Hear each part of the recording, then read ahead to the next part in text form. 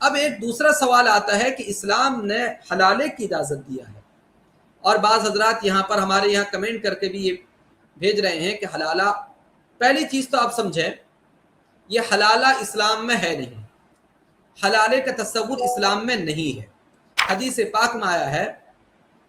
لعن اللہ المحلل والمحلل لہ، کہ حلالہ کرنے والا اور جس کو حلالہ کیا جائے ان دونوں پر اللہ کی لعنت ہے۔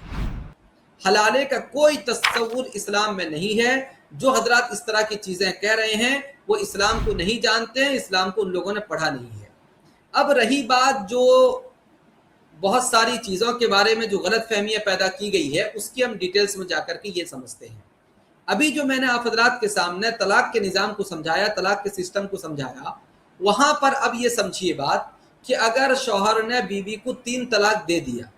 3 طلاق دینے کا مطلب یہ ہوا کہ اب ان دونوں کے درمیان میں کوئی ساتھ رہنے کی کوئی شکل و صورت اب نہیں رہ گئی، ساتھ رہنے کی اب کوئی شکل و صورت نہیں رہ گیا، اب وہ دونوں کو جدا ہونا ہے۔ شوہر نے یہ فیصلہ کر دیا ہے کہ اس عورت کے ساتھ وہ نہیں رہے گا۔ جب وہ اتنا بڑا فیصلہ کر دیا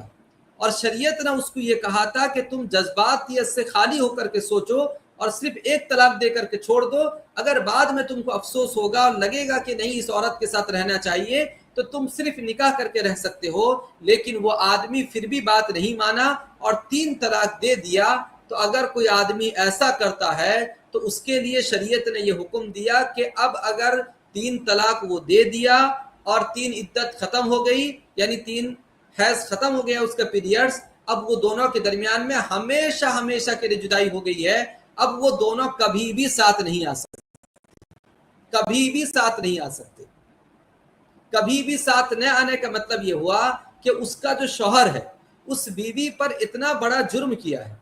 یعنی اس کو اتنا زیادہ تکلیف دیا ہے کہ وہ اس کی زندگی میں رہنے کے لیے آئی تھی، اگر انبن ہو گیا تھا تو 1 طلاق دے کر کے چھوڑ دیتا تاکہ اس کے ہاتھ میں آپشن باقی رہتا، بعد میں دونوں کو اپنی غلطی سمجھ میں آتی تو واپس آ جاتے۔ اس کے باوجود اس نے 3 طلاق دے دیا ہے۔ ایسے وقت میں شریعت نے اس کو یہ پنشمنٹ دیا ہے کہ تم اس لڑکی سے نکاح نہیں کر سکتے، وہ لڑکی دوسرے سے نکاح کرے گی،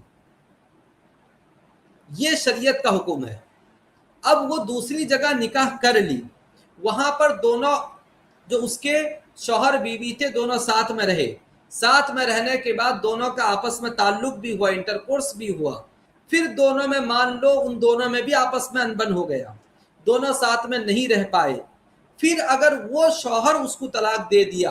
اور وہاں سے بھی اس کی مکمل جدائی ہو گئی، پھر عدت گزر گیا، پھر اگر پہلا والا شوہر چاہے نکاح کرنے کے لیے اس بیوی سے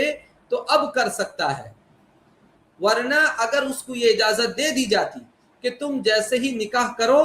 طلاق دے دو 3 عدت ختم ہونے کے بعد پھر آپ جو ہے اس سے نکاح کر لو، اگر اس بات کی اجازت دے دی جاتی، آپ سوچئے نکاح ایک کھیل بن کر کے رہ جاتا، طلاق ایک کھیل بن کر کے رہ جاتا، کسی کا کبھی بھی دل کرتا وہ نکاح کو توڑ کر کے طلاق دے دیتا، پھر طلاق سے رجوع کر کے نکاح میں آ جاتا۔ تو اسلامی سسٹم جو نکاح کی ایک سسٹم ہے، ایک عورت کی جو عزت ہوتی ہے جب وہ نکاح کر کے آتی ہے عزت سے آتی ہے، تو ایسے وقت میں اس کا کھلواڑ بن جاتا، اس کی جسم کو ایک کھیل بن جاتی، کبھی بھی اس کو نکاح میں لے رہا ہے، کبھی بھی اس کو طلاق دے رہا ہے، پھر دل میں آیا پھر دوبارہ نکاح کر لیا، پھر دل میں آیا پھر طلاق دے دیا، یہ ایک کھیل بن کر کے رہ جاتا۔ اسلام نے اس سے منع کیا اور اسلام نے یہ کہا کہ نہیں آپ ایسا نہیں کر سکتے، بلکہ آپ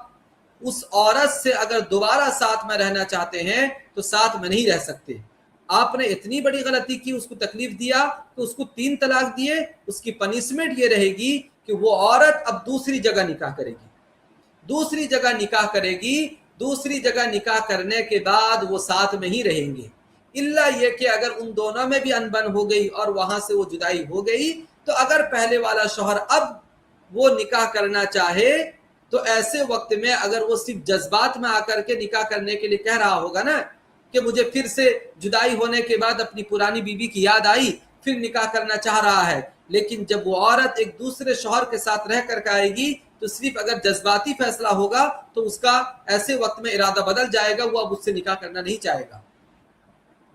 اگر واقعی ریزن ہوگا، واقعی اس کو سمجھ میں آئے گا کہ نہیں مجھ سے غلطی ہو گئی تھی اور میں اتنی بڑی غلطی کر لیا ہوں، تو پھر وہ اس عورت کو ساتھ رکھ سکتا ہے، ورنہ صرف جذبات میں آ کر کے کبھی کہہ رہا ہے کہ ساتھ میں رکھ لوں گا، نکاح کر لے رہا ہے، کبھی کہہ رہا ہے واپس کر دوں گا، طلاق دے رہا ہے، ایسی اگر صورت ہوگی تو وہ عورت جب دوسرے شوہر سے نکاح کر لے گی تو وہ شوہر نکاح نہیں کرے گا۔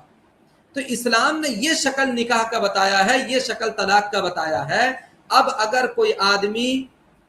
بیوی کو طلاق دینے کے بعد اس کے ساتھ یہ شرط لگاتا ہے کہ تم فلاں سے نکاح کرو اور اتنے مدت کے لیے نکاح کرو، 1 دن کے لیے 2 دن کے لیے نکاح کرو، پھر اس سے طلاق دے کر کے آ کے ہمارے پاس آ جاؤ، ایسے آدمی کے بارے میں حدیث پاک کے اندر لعنت کی گئی ہے، اللہ اس کے رسول کی لعنت ہے ایسے آدمی کے بارے میں۔ تو اسلام کے اندر حلالے کا کوئی تصور نہیں ہے، بلکہ حلالہ یوں کہیے کہ جس کو ہم حلالہ کہتے ہیں، یعنی حقیقی طور پہ جو حلالہ ہے کہ کسی کو یہ کہنا کہ تم اس سے نکاح کرو 1 رات کے لیے، 2 رات کے لیے، 1 دن کے لیے، 2 دن کے لیے، پھر وہ اپنے نکاح میں لانے کے لیے پروسیس کرائے، تو یہ دراصل یہ جو صورت تھی یہ اس کے لیے پنشمنٹ تھا،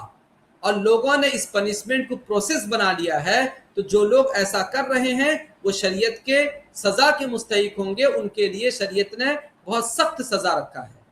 اور ایسا کرنے والوں پر جیسا کہ میں نے ابھی کہا کہ حدیث پاک کے اندر اللہ کے رسول صلی اللہ علیہ وسلم نے ان پر لعنت، یعنی ان پر لعنت بیان کیا ہے۔ تو اسی لیے یہ کہنا کہ اسلام کے اندر حلالہ ہے، یہ ایسی کوئی چیز ہے، اس طرح کی کوئی چیز نہیں ہے۔ جو بھی لوگ اس طرح کی باتیں کہتے ہیں انہوں نے اسلام کو سمجھا نہیں ہے، اور اسلام کو صرف پروپیگنڈا کے تحت ادھر ادھر کی چیزوں لے کر کے بیان کیے ہیں، جو تمام چیزوں کا حقیقی خلاصہ ہے میں نے آج رات کے سامنے بیان کر دیا۔